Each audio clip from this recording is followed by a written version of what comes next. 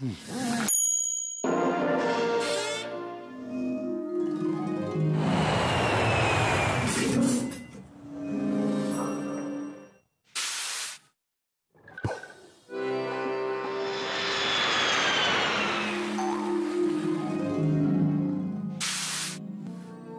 CFE, votre sécurité sociale jusqu'au bout du monde.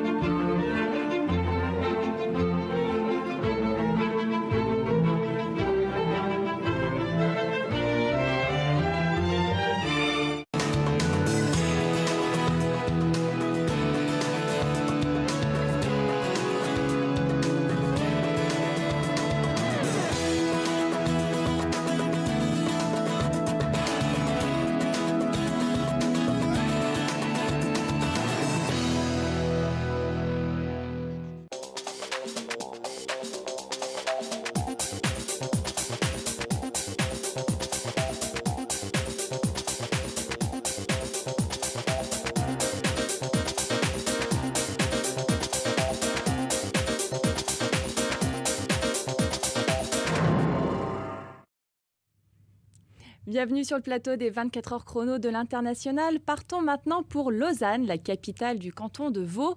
Centre administratif, pôle de commerce, de tourisme, mais aussi d'enseignement. L'École polytechnique fédérale de Lausanne y a établi son siège, tout comme le Comité international olympique. Alors, plateforme de réexportation, la Suisse bénéficie d'un contexte de stabilité politique, mais également d'un droit du travail flexible. Nous allons donc en parler avec nos invités que j'ai le plaisir d'accueillir. Donc, André Huon, bonjour. Bonjour. Vous êtes secrétaire général du Comité national des conseillers du commerce extérieur français, c'est bien ça? C'est bien ça. J'ai aussi une carrière donc industrielle en tant qu'expert dans système embarqué dans les domaines terrestres et aéronautiques. D'accord. Aujourd'hui, avec une forte activité dans le monde académique, Oui. à la fois en Suisse, à la Haute École d'ingénierie et de gestion du canton de Vaud, et en France, où j'interviens à Supélec en commerce international. D'accord, très bien. Et Monsieur Thibault de Saint-Vincent, bonjour. Bonjour. Vous êtes vous président de Barnes? Voilà, président de Barnes, qui a une trentaine de bureaux dans le monde, dont 8 bureaux en Suisse. Oui. Et nous sommes à Lausanne, rue du Bourg, donc spécialisés dans l'immobilier haut de gamme. D'accord, très bien. Et puis nous avons le plaisir également d'avoir Monsieur l'ambassadeur présent avec nous donc via Skype. Bonjour Monsieur l'ambassadeur, vous nous entendez? Oui, je vous entends très bien. Bonjour madame. Bonjour. Alors une première question, Monsieur l'ambassadeur, est-ce que vous pouvez nous faire un petit peu un état de la présence française dans le canton de Vaud et puis à Lausanne plus particulièrement, s'il vous plaît? Bien, à Lausanne, c'est un des endroits dans le monde où il y a le plus de Français. Il y a 18 000 inscrits au consulat. C'est le consulat général à Genève qui est compétent. Mais tous nos compatriotes ne sont pas inscrits. Donc, il est probable qu'il y ait au moins 25 000 Français dans le canton de Vaud et dans la région de Lausanne en particulier. D'accord, très bien. Quelle évolution vous avez pu constater ces dernières années justement sur la présence française dans le canton de Vaud? Eh bien, notre population s'accroît régulièrement et le profil de la communauté française se précise. C'est de plus en plus des gens de moins de 25 ans, des étudiants, ou des gens entre 25 et 60 ans qui sont des cadres d'entreprise. Et ce que l'on constate, c'est qu'il y a une attraction de plus en plus forte vis-à-vis des familles jeunes et donc dont les parents sont employés dans l'industrie, les services et tout ce secteur très dynamique qui se développe autour de Lausanne. D'accord, très bien. Merci beaucoup, Monsieur l'ambassadeur. Tout d'abord, une première question, Monsieur de Saint-Vincent, justement. Alors, concernant le logement, une fois qu'on arrive à Lausanne, comment est-ce que ça se passe? Est-ce que c'est facile de trouver un logement à Lausanne? Oui, alors le logement, c'est un petit peu comme sur tout l'arc lémanique. Il y a une pénurie de logement, qui s'explique, comme le disait Monsieur l'ambassadeur, à cause de la croissance économique, la croissance démographique. puisque effectivement il y a plus de demandes que d'offres et l'offre finalement est à des prix supérieurs à ce que peuvent accepter la plupart des habitants. Donc on est plus ou moins à 10 000 francs suisses du mètre carré dans les beaux quartiers. Nous occupons chez Barnes plutôt des biens de qualité, donc on va être dans des quartiers comme les Mouskines, comme Chailly. Il y a des quartiers justement qui sont plus prisés par les Français ? Les Français, en fait, Lausanne est relativement petit, donc finalement, les Français sont sur l'ensemble de Lausanne. S'ils veulent une maison, ils seront peut-être au village de Puy ou à Saint-Sulpice. Alors effectivement, après, on peut trouver donc à partir de 6 000 à 7 000 francs suisses du mètre carré, on peut trouver des biens de qualité. Ça peut aller beaucoup plus cher si on veut des vues sur le lac, puisque ce qui est très prisé à Lausanne, évidemment, c'est la vue sur le lac. D'accord, alors on en reparle juste après, mais on va écouter Solène Buet nous parler justement du logement à Lausanne. Alors le principal inconvénient de vivre à Lausanne, c'est le coût de la vie, qui est particulièrement cher, puisque les salaires sont beaucoup plus élevés. Par exemple, la crise du logement fait qu'un studio de 20 mètres carrés va vous coûter entre 700 € et 1 000 €, ce qui est très important. La nourriture est elle aussi 2 fois plus chère presque. Et enfin, si je peux prendre un autre exemple, ce serait les transports. Vous faites 45 minutes de train pour aller de Lausanne à Genève, vous allez en avoir pour plus de 20 €. Donc un coût de la vie a priori relativement cher. Monsieur Yon, vous qui vivez depuis de nombreuses années dans le canton de Vaud, qu'est-ce que vous en pensez ? Alors c'est vrai qu'en Suisse, le coût de la vie est plus cher. C'est reconnu même par les autorités suisses. Les autorités suisses qualifient la Suisse d'îlot de cherté. Après, comme le mentionnait justement Solène Buet, le niveau des salaires est aussi plus élevé. Donc c'est vrai. Alors il faut considérer le pouvoir d'achat en fait. Ouais. Et si on considère, il faut considérer les deux. Je dirais donc le salaire net par rapport au niveau de vie. Et là, il y a un décalage peut-être de 15 à 20%. Qui correspond d'ailleurs aux statistiques de l'OCDE entre la Suisse et le reste de l'Europe. Alors, ce n'est pas forcément Lausanne. Il faut savoir qu'il y a beaucoup de différences entre les cantons. Quand on parle de la Suisse, c'est une confédération, il y a 26 États en Suisse, et donc il y a des États qui sont bien sûr plus ou moins chers. Les deux pôles importants où la vie est la plus chère, c'est Zurich et Genève. D'accord. Lausanne est pas loin relativement moins cher. Relativement un petit peu moins cher, et donc ça stabilise un petit peu. D'accord. Alors, elle parlait du transport, elle a parlé des logements. Concernant juste les soins, est-ce que là aussi, on est sur un coût plus cher des soins ? Les soins sont particulièrement plus chers en Suisse. Ouais. Par contre, aussi beaucoup de qualité. Il faut considérer la cherté de la vie et la qualité. Donc, oui, parce que alors, la qualité de vie, justement, elle est bien meilleure, par contre. La qualité de vie, ça dépend des endroits. On vit aussi très bien en France. La France est aussi un pays... qui reçoit beaucoup de personnes du monde entier, effectivement aussi. Donc, non, mais c'est vrai que Lausanne a la faculté il y a autant la montagne que le lac. Alors, l'ONU a sorti...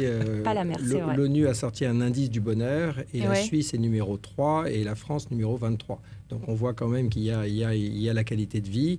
Dans nos clients que nous suivons actuellement 300 clients qui s'expatrient pour des raisons professionnelles, d'ailleurs très souvent à l'étranger. Sur ces 300 clients, puisque nous sommes présents à Londres, aux États-Unis, en Belgique, sur ces 300 clients, il y en a quand même 80 qui s'installent en Suisse. Donc ça veut dire que la Suisse attire, c'est évident, une population française, évidemment, qui cherche la qualité de vie. Il y a beaucoup d'autres aspects. Il y a une grande sécurité en Suisse. C'est reconnu pour effectivement cette sécurité. Il y a une fiscalité qui est maîtrisée. Il y a une formation de qualité. Je crois que vous allez y revenir, mais il y a les meilleures écoles, à la fois les lycées, à la fois les écoles secondaires, puisque vous parlez de Polytechnique, mais il y a également l'école hôtelière, il y a HEC Suisse. Il y a un franc suisse qui effectivement aujourd'hui s'en félicite, comme les Anglais où j'étais la semaine dernière se félicitent d'avoir gardé la livre. C'est vrai que c'est aussi la force de la Suisse. Donc il y a quand même énormément d'attrait à s'installer en Suisse et nos clients ressentent. Sur les attraits, au niveau des villes, il y a un classement des villes dans le monde qui attire le plus les étrangers. Et parmi les 50 premières villes, vous avez 3 villes suisses qui apparaissent dans le top 10, dont Zurich, Genève et Berne. Donc Lausanne, peut-être pas loin derrière, je pense. Mais voilà. Alors justement, tout à l'heure, vous nous parliez de la scolarité. Alors sans parler de l'enseignement secondaire, mais déjà l'enseignement primaire. Donc je crois que l'école Valmont existe à Lausanne. On va entendre Pierre Oliviero nous en parler. L'école Valmont est une école extrêmement sérieuse, très prisée, particulièrement par les Français, mais il y a également de nombreux étrangers et des Suisses, bien entendu, qui y vont. Nous avons des résultats à Valmont, dont le directeur est un monsieur de très très grande qualité. C'est tenu par des sœurs qui sont merveilleuses. Et le seul problème qu'il y a, c'est comme dans toutes les institutions, c'est cher. Pour aller à l'école Valmont, il faut compter plus de 10 000 francs suisses par année. Donc une école là aussi un peu chère, mais qui a le mérite d'exister. Monsieur l'ambassadeur, est-ce qu'il y a d'autres écoles françaises homologuées, d'autres écoles homologuées par l'État français à Lausanne? À Lausanne, non. Mais il y a des écoles primaires à Genève et à Berne. Et il y a surtout le lycée français de Zurich. Alors, s'il n'y a pas d'autres établissements homologués dans le canton de Vaud, il y a par contre un certain nombre d'établissements qui, sans être homologués, préparent les élèves au baccalauréat français et travaillent en bonne intelligence avec l'Académie de Grenoble. Donc ça se passe bien pour Valmont, qui est effectivement un établissement de qualité exceptionnelle, mais aussi pour un certain nombre d'autres établissements privés dans le canton de Vaud. D'accord, merci Monsieur l'ambassadeur. Alors justement, tout à l'heure, on parlait de la qualité de vie à Lausanne. Lausanne, c'est également une place où il y a une vraie richesse des activités culturelles. Monsieur l'ambassadeur, je crois que sur ce sujet, justement, vous avez quelque chose à nous dire. Oui, il a une coupe. Vous êtes avec nous, Monsieur l'ambassadeur, toujours ? Oui. Oui. Concernant la richesse des activités culturelles à Lausanne, justement, que pouvez-vous nous dire ? Bien, écoutez, moi je suis vraiment épaté par le fait que Lausanne est devenue une des très grandes villes de recherche, une très grande ville universitaire, une très grande ville culturelle du monde francophone. Alors effectivement, l'Université de Lausanne et l'École polytechnique fédérale de Lausanne sont vraiment parmi les plus grands établissements universitaires et de recherche, non seulement du monde francophone, mais du monde tout court, si on regarde les palmarès dans celui de Shanghai. Mais en plus, il y a une offre culturelle avec le ballet Béjart, l'opéra, différents théâtres, dont le théâtre de Vidi, les musées qui sont extraordinaires. Et tout cela a fait que Lausanne a une attractivité culturelle, je crois, extraordinaire, qui en fait une des grandes villes culturelles du monde francophone. Merci Monsieur l'ambassadeur. Monsieur Yon, vous qui habitez justement le canton de Vaud depuis de nombreuses années, vous ne vous sentez pas justement isolé en habitant ce canton de Vaud ? Non, on n'est pas isolé. Je crois qu'on a souligné beaucoup d'écoles. Il y a plus de 25 000 étudiants à Lausanne. Donc ça crée une dynamique, une jeunesse assez incroyable. Donc forcément... D'autant plus de spectacles. Voilà, d'autant plus de spectacles, d'animations, etc. Dans les années 1990, j'allais parler suisse avec 1990, si on traduit en suisse, il y a eu une crise, bien sûr, qui a frappé la Suisse, et Lausanne s'en est très très bien sortie, et depuis 1990, elle a aussi muté en fait son urbanisme, elle a muté aussi ses activités culturelles, elle a créé un nouveau centre, par exemple le Flon, qui est au cœur de Lausanne, avec des nouveaux théâtres, des nouvelles activités culturelles. Et petite anecdote qu'on peut aussi souligner, il y a beaucoup d'artistes français qui aiment bien tester en fait leur spectacle avant de paraître sur une scène à Paris, et ils choisissent souvent la Suisse et souvent Lausanne comme test. Alors, ils viennent une soirée, 2 soirées, pas beaucoup, mais en fait le peuple suisse et les Suisses ou les étrangers qui vivent à Lausanne sont très friands, très réceptifs, et ça donne une bonne activité culturelle très variée en fait. D'accord, très bien. Je vous remercie, messieurs. On se retrouve tout de suite après une courte page de publicité pour continuer cette intervention donc sur la ville de Lausanne. À tout de suite.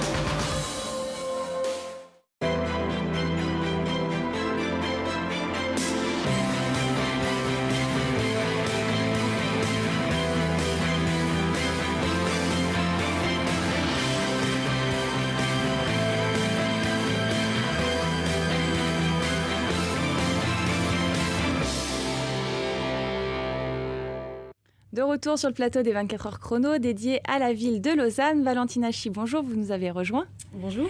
Donc vous êtes directrice commerciale en charge du service appui aux entreprises à la Chambre France-Suisse, c'est bien ça? Oui, c'est ça, tout à fait. Donc vous aidez les entreprises françaises à s'implanter sur le territoire suisse. Oui, tout à fait. Donc la vocation de la Chambre, effectivement, c'est d'accompagner les entreprises françaises qui cherchent à se développer en Suisse. Et donc on leur propose tout un panel finalement de solutions, vraiment de la première information marché jusqu'à l'aboutissement final du projet. Alors justement, quels sont les atouts finalement de la Suisse et puis plus particulièrement de Lausanne pour les entreprises françaises? Alors moi, pour Lausanne en tout cas, je dirais que tout comme Genève, c'est une véritable plateforme économique et culturelle. Alors l'atout principal de Lausanne peut-être, c'est que les yeux sont peut-être moins rivés sur Lausanne et du coup l'immobilier est peut-être plus accessible, sachant que la ville est très bien desservie également par les transports. Un atout ça aussi pour les entrepreneurs français quand ils arrivent. Absolument. Ouais. C'est ce qu'ils recherchent, c'est les questions justement qu'on vous pose quand on souhaite souvent on nous s'implanter pose la question quel lieu idéal. Ouais. Alors tout va dépendre. Pour une entreprise, ça va être plutôt Genève. Pour une autre, ça va être plutôt Lausanne. Une autre, Zurich, qui cherche par exemple à se rapprocher des industries et du poumon économique. Ceci étant, Lausanne offre vraiment, je pense que c'est vraiment intéressant pour l'entreprise qui est finalement au sein à proximité directe finalement avec l'innovation. Et puis, de par le nombre de formations de pointe dispensées à Lausanne. Et c'est puis, également Lausanne aussi une place finalement de réexportation pour les entreprises françaises. La Suisse, c'est aussi un peu un carrefour finalement, non, pour ces PME et pour ces entreprises. C'est vrai, c'est un carrefour. Mais Lausanne a déjà un poids important, déjà, ne serait-ce en Suisse. Elle est plus centrée que Genève, si on veut comparer Genève avec Lausanne. Genève est à l'extrémité, une des extrémités de la Suisse. Le poids de Lausanne, c'est environ quand même si tout à l'heure on a dit que Lausanne était une petite ville, il y a 170 000 emplois. Ça représente aussi un PIB de 20 milliards de francs suisses, c'est-à-dire 4% du PIB national. Et en plus, c'est en progression depuis les 10 dernières années de 2,2% par an. Donc là, on voit bien que c'est une dynamique très forte qui se passe à Lausanne. D'accord, très bien. Alors tout de suite, on va écouter Philippe Bonvin nous parler de Lausanne comme une place de choix pour faire des affaires en Suisse. On l'écoute. Lausanne est une ville importante pour faire des affaires en Europe, déjà par sa situation géographique qui est proche de la France, l'Allemagne et l'Italie, et d'autre part parce que c'est une région qui est déjà prête pour l'international, qui parle très facilement anglais. On rencontre différentes grandes entreprises telles que Nestlé, Kudelski ou Logitech qui sont proches de Lausanne. Et pour une petite PME comme nous, c'est important d'avoir l'image et la qualité suisse que l'on peut véhiculer à l'étranger. Alors, quelle est l'évolution justement de ces entreprises françaises implantées dans le canton de Vaud et à Lausanne? Combien d'entreprises françaises sont présentes? Alors, on en compte un peu plus d'une centaine. Ce sont principalement des entreprises qui sont orientées vers les services et qui ont vraiment un caractère innovant. Ou alors une offre qui se démarque vraiment de l'offre locale par notamment un rapport qualité-prix très intéressant. Alors, quelles sont les conditions d'implantation? C'est facile de s'implanter à Lausanne? Alors, les délais, en tout cas, pour créer une structure juridique sont très courts. Il faut compter environ 3 semaines. Il est relativement facile de s'implanter, en effet. Alors, moi, je dirais les conditions, d'abord, tout dépend finalement du projet. Si vous êtes aux prémices de votre développement commercial, si l'entreprise est aux prémices, elle peut dans un premier temps opter pour une simple domiciliation qui lui permettra d'avoir dans ce cas une adresse postale et puis un numéro de téléphone dédié. Et puis dès lors où elle est amenée à avoir un courant d'affaires régulier et où elle fait des interventions qui s'inscrivent dans la durée, plus de 90 jours, parce qu'après il y a des autorisations cantonales auprès des autorités cantonales à demander. À ce moment-là, vaut mieux opter pour une structure juridique assez rapidement. Alors nous, généralement, on préconise une SARL ou une SA. On évite la succursale parce que la succursale n'a pas d'entité, peut être impactée. La maison mère, en fait, peut être impactée directement en cas de litige. Donc, généralement, pour la SA, c'est 100 000 francs de capital à dégager et pour la SARL, c'est 20 000 francs. D'accord. On a également donc Philippe Gillet qui nous a rejoint via Skype. Vous êtes vice-président de l'École polytechnique fédérale de Lausanne.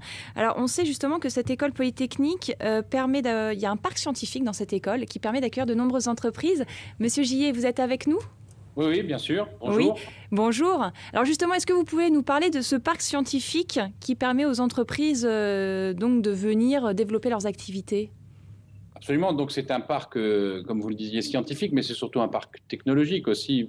L'idée est d'amener au contact de leur recherche les entreprises très rapidement. Ce parc scientifique, il a vocation à attirer des petites entreprises, des entreprises de taille moyenne, mais aussi des grands groupes, et puis aussi de permettre l'innovation. L'innovation qui est la clé du succès économique en fait de la Suisse, c'est d'avoir cette capacité à générer de l'innovation et donc à aider la création de start-up. Donc ce parc scientifique, sa vocation première, c'est de créer cette espèce de petit écosystème où vous mettez ensemble grandes entreprises, entreprises de taille moyenne, start-up, en lien avec ce qui fait la force des entreprises, c'est-à-dire le pouvoir d'innovation, c'est-à-dire la recherche, c'est-à-dire d'être à proximité de ceux qui vont faire l'économie de demain, et puis aussi ceux qui feront marcher l'économie de demain, c'est les étudiants. Donc ce parc scientifique, c'est ça, sa philosophie de base. Après, c'est une construction qu'il a fallu faire, qui a commencé dans les années 90 et qui s'est matérialisée dans les dernières années par la création de ce qu'on appelle aujourd'hui le quartier d'innovation à l'EPFL. D'accord, très bien. Merci beaucoup, Monsieur Gillet. Alors, on reviendra sur ce parc scientifique juste après une vidéo de Philippe Bonvin. On l'écoute. Le parc scientifique de l'École polytechnique fédérale permet l'accès au département recherche et développement de l'École polytechnique fédérale de Lausanne, ce qui est très important pour des petites PME. Et c'est aussi important de noter que ces recherches et ce développement sont faits en collaboration avec la Confédération et le canton de Vaud au niveau du financement. C'est un financement non négligeable vu que c'est jusqu'à 50% des coûts de recherche qui sont pris en charge par la Confédération. Donc voilà, donc on écoutait justement Philippe Bonvin nous parler des installations d'entreprises dans le parc scientifique de l'EPFL. Monsieur Fabrice Leclerc, bonjour, vous nous avez rejoint sur ce plateau. Alors justement, vous êtes conseiller en innovation. Oui. Donc c'est vraiment un domaine qui est... C'est votre passion. Alors pourquoi Lausanne, vu un petit peu comme la place où on peut faire de l'innovation ? Bon, déjà parce que Lausanne, c'est un point de rencontre international. Donc, en tant qu'innovateur, on a besoin de confronter des idées. Donc, on a besoin de se retrouver entouré de personnes qui ont des formations, qui ont des cultures différentes. On a l'envie d'innover aussi à Lausanne. On est entouré de systèmes qui sont simples et performants. Donc, on simplifie, en fin de compte, les systèmes, ce qui permet de libérer l'énergie de l'innovation. Et puis, il y a une clé d'innovation qui est peut-être la clé d'innovation moderne. C'est un contact avec la nature, en fin de compte, qui devient de plus en plus fondamental, avec l'eau, avec l'air, avec le sol. Ce qui, pour moi, définit l'innovation moderne, c'est d'être en harmonie et pas en performance uniquement. Et Lausanne est un écrin, une réussite, en fin de compte, de la création en même temps d'énergie économique, mais en même temps d'un respect de l'environnement, de la protection de son environnement. D'accord. Alors justement, Philippe Gillet, vous nous parliez tout à l'heure donc de l'innovation et de l'attrait de la Suisse justement dans ce secteur. Est-ce qu'on peut dire également que Lausanne est finalement comme la Silicon Valley en Europe ? Alors la Silicon Valley, c'est une marque déposée, donc on va pas essayer de prendre cette marque. Mais effectivement, quand on regarde un petit peu l'Europe d'aujourd'hui, cette Europe qui est en crise, elle se cherche des endroits où elle pourra se reconstruire au sens de l'innovation. Et je pense que le modèle suisse, et en particulier le modèle que nous développons à Lausanne, mais aussi le long de l'arc lémanique, est la voie à suivre. C'est-à-dire que nous avons pris conscience ici que l'innovation, c'est la clé de demain, c'est la clé du succès de demain, du succès social de demain. Comme le disait monsieur à l'instant, ce n'est pas juste un succès économique au sens de la rentabilité de l'argent, mais c'est aussi un succès économique dans un monde en transformation. Donc ce succès-là, il se construit à partir de valeurs qui sont les valeurs qu'on discute depuis le début, c'est-à-dire ces valeurs de dire qu'il y a un lien énorme entre une recherche de très grande qualité, des entreprises qui ont compris que leur succès de demain repose sur de la recherche de très très haut niveau. Et je pense que c'est cette cristallisation qu'on a aujourd'hui à Lausanne et le long de l'arc lémanique. Et c'est, quand vous disiez une Silicon Valley, moi je pense qu'il y a une vraie vallée. Il y a des gens qui parlaient de l'écran alpin ou des choses comme ça. Je pense qu'il y a une vraie dynamique, en tout cas, de vallée de quelque chose. Alors pas silicone, mais peut-être autour de la santé, de la nutrition, de l'environnement. Mais tout ça ne repose pas juste sur ces mots-clés et ces industries clés, mais repose vraiment fondamentalement sur une qualité de la formation, de l'innovation et d'une recherche vraiment très, très performante. Donc il y a une vallée, je dirais, il y a un arc lémanique dont Lausanne est une partie très, très importante du dispositif. Et silicone, sans doute pas, mais vallée de quelque chose de très innovant, vallée de l'innovation, sans doute. D'accord, merci beaucoup Monsieur Gillet. Monsieur Leclerc, vous pouvez rebondir là-dessus justement. Est-ce que vous avez l'impression de faire du conseil de plus en plus aux entreprises en étant basé à Lausanne justement? Oui, alors je ressens exactement la même chose, c'est-à-dire que la silicone c'est un produit, donc c'est peut-être le XXe siècle. Aujourd'hui on innove avec la vie et pour la vie, donc on est en train d'enrichir en fin de compte la façon dont on génère l'innovation, dont on travaille en innovation. On n'est pas là simplement pour faire du profit ou pour faire des produits. On est déjà entouré de produits, on en produit trop. Donc aujourd'hui, c'est vraiment l'enjeu d'un innovateur, c'est comment je vais améliorer la vie. Et Lausanne est un succès, permet de garder en tête cette ligne d'innovation et puis stimule énormément parce qu'on n'a jamais eu d'idée dans un bureau. Voilà. Oui, c'est mieux quand on est entouré d'éléments naturels. Vous avez des bonnes idées quand vous êtes dans la forêt, quand vous êtes entouré d'air frais. D'ailleurs, on vient chercher l'air frais en Suisse. C'est un des meilleurs airs du monde. Et ça, on en a besoin pour arriver à des niveaux de performance très élevés, parce qu'on a besoin que notre organisme, nos cellules, soient à un niveau de performance élevé. Et seule la nature est capable de nous donner ce niveau de performance. Donc les deux vont ensemble. Très bien. On se retrouve après une courte page de publicité pour continuer sur cette thématique. À tout de suite.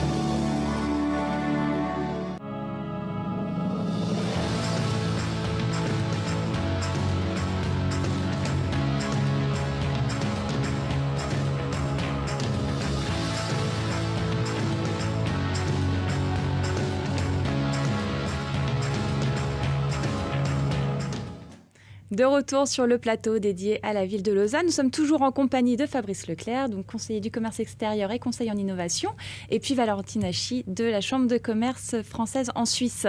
Alors justement, travailler à Lausanne, participer donc à l'innovation à Lausanne, mais travailler avec les Suisses également, est-ce que c'est une chose facile? Valentine Hachi, comment ça se passe pour les entreprises françaises? Alors, travailler avec les Suisses, oui, tout à fait, c'est facile si on prend en considération les différences culturelles. Alors quelles sont-elles? Parce que c'est vrai que la Suisse est quand même frontalier avec la France. Tout à fait. On pourrait s'imaginer qu'il n'y en a pas tant que ça, des différences culturelles. Alors, la Suisse, effectivement, est un marché proche, mais quand même relativement méconnu. Hein. C'est 4 langues, il faut le rappeler. C'est 26 cantons, donc c'est une confédération. Et puis c'est 2 marchés, voire 3, entre la Suisse romande, la Suisse alémanique, la Suisse italienne. Donc voilà, autant d'aspects à ne pas négliger. Et puis surtout, quand on arrive en Suisse, ne pas considérer la Suisse romande comme la Suisse française. Donc c'est vraiment à proscrire de son langage. Il m'arrive de rencontrer des entreprises qui vont parler de Suisse française. Donc ça, c'est assez terrible lorsqu'on veut engager des... Oui. Ça les vexe. Et donc c'est assez mal engagé pour les affaires. Donc c'est vraiment Alors, pas le quels sont les prolongement différences justement peut-être entre les Suisses qui travaillent, parce que en Suisse donc romande, et les Suisses qui travaillent en Suisse alémanique, parce que c'est vrai quand on est à Lausanne, on essaie quand même de rayonner dans les différents cantons, on ne va pas se cantonner à Lausanne. Quelles sont les différences peut-être entre ces différents entre les Suisses eux-mêmes? Entre les Suisses eux-mêmes, alors on parle souvent de Röstigraben entre la Suisse alémanique et la Suisse romande. Et en fait, ça caractérise très bien, donc c'est au niveau de Fribourg, ça caractérise très bien les différences finalement culturelles, politiques entre les deux pays. Entre les deux pays. Alors ça, c'est un lapsus assez révélateur. Entre les deux parce qu'on considère souvent que c'est deux marchés bien distincts, puisqu'une entreprise qui finalement fera affaire en Suisse romande trouvera un distributeur, par exemple, ne sera pas forcément sur le marché alémanique. Il conviendra à ce moment-là de trouver un distributeur pour le marché alémanique. Donc, c'est autant de points à prendre en considération avant de partir. Monsieur Leclerc, vous qui êtes amené à travailler avec de nombreuses personnes, j'imagine, comment est-ce que ça se passe avec les Suisses? Il y a un très grand plaisir de partager et un très grand plaisir d'aider. Une grande ouverture et une des clés qui est magnifique en Suisse, qui est l'humilité, en fin de compte. Et en innovation, c'est crucial parce qu'on a besoin d'observer une situation et puis de travailler dessus et de l'améliorer. Donc si on a l'impression qu'on est important ou qu'on travaille pour un groupe important, etc., en fin de compte, on affaiblit l'innovation. On a besoin d'être toujours extrêmement humble.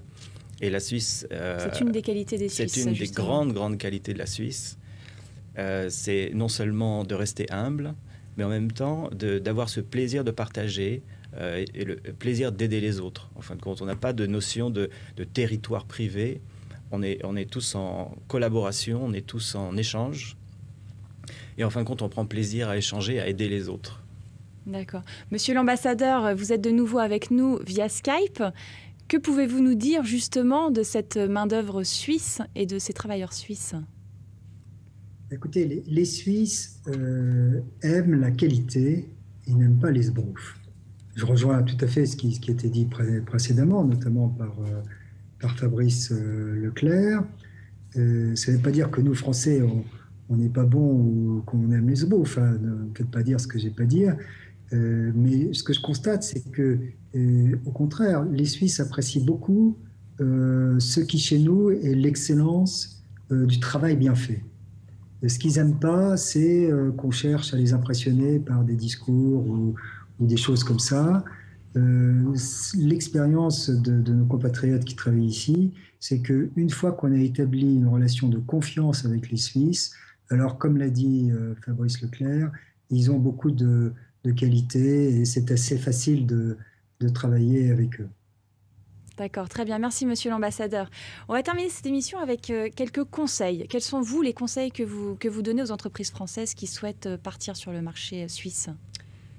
Mais finalement, ce qui vaut pour la France vaut aussi pour la Suisse. Donc, quand une entreprise souhaite pénétrer le marché suisse, finalement, voilà, respecter les engagements, ne pas surenchérir, comme disait monsieur l'ambassadeur, en vue d'obtenir un marché, mais vraiment s'en tenir aux engagements, être pragmatique, factuel, parce que le temps est précieux en Suisse, notamment la Réunion est un lieu de décision en Suisse. Donc, être vraiment pragmatique, factuel, et puis chercher peut-être à rassurer avant de convaincre, pas d'agressivité commerciale non plus. Donc, si vous abordez le marché déjà avec quelques références, ou ne serait-ce qu'avec une domiciliation, ça permettra vraiment d'helvétiser, entre guillemets, votre la démarche. Oui, ouais. Tout à fait. Monsieur Leclerc ? Je pense qu'on ne vient pas en Suisse par opportunisme, on vient en Suisse parce qu'on a envie de contribuer. On a envie de contribuer à la vie, à la société. Donc il faut, comme d'habitude, il faut comprendre l'histoire, il faut comprendre la culture, il faut comprendre pourquoi, il faut s'intégrer et surtout participer. C'est, je pense, la clé. c'est montrer son enthousiasme, montrer sa contribution, montrer qu'on travaille, qu'on est sérieux, qu'on est bien élevé, qu'on est ponctuel, et puis qu'on est surtout authentique. Voilà. Très bien. Monsieur l'ambassadeur, avez-vous un dernier mot pour nos téléspectateurs ? Merci beaucoup pour votre émission, parce que je crois que c'est très important que nous, Français, nous comprenions la Suisse telle qu'elle est aujourd'hui, et pas telle qu'elle existait jadis, ou telle qu'elle subsiste dans nos fantasmes. La Suisse d'aujourd'hui, c'est un pays vraiment très dynamique, qui met l'accent sur l'innovation, comme on l'a dit. C'est un pays très ouvert vis-à-vis du monde extérieur, qui réussit de manière incroyable à l'exportation. Donc venir en Suisse, c'est prendre un bain de compétitivité. Et je crois que vous l'avez très bien illustré dans votre émission. J'ajouterais qu'en plus, l'arc lémanique, non seulement c'est un des grands pôles de croissance interne à la Suisse et en Europe, mais c'est aussi une région qui a beaucoup de connivence et de liens avec la France, sur le plan culturel et historique. Et donc, il faut que nous en profitions. Très bien. Merci beaucoup, monsieur l'ambassadeur. Merci à vous d'avoir été avec nous. Merci pour vos avis. Merci, Philippe Gillet, également d'avoir été avec nous via Skype. Le tour du monde continue et tout de suite, à midi, vous retrouverez une émission consacrée à la ville de Saint-Pétersbourg. Au revoir.